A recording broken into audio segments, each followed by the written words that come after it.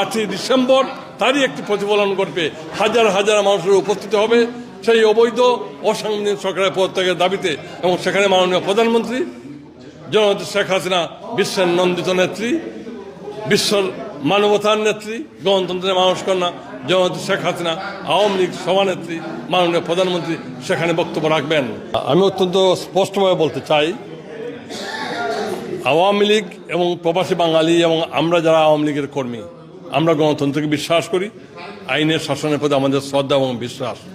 কিন্তু 5ই আগস্টের পর বাংলাদেশে যেই সরকার, সেই সরকারই হচ্ছে অবৈধ অসাংবিধানিক।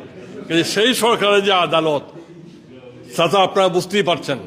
আর নিষেধাজ্ঞা, মাননীয় প্রধানমন্ত্রী জননেত্রী শেখ হাসিনা বাংলাদেশের নির্বাচিত প্রধানমন্ত্রী। মাননীয় প্রধানমন্ত্রী হলেন লক্ষ কোটি মানুষের হৃদয়ে মাননীয় প্রধানমন্ত্রী, বিশ্বের লক্ষ কোটি মানুষের হৃদয়ে মাননীয় প্রধানমন্ত্রী।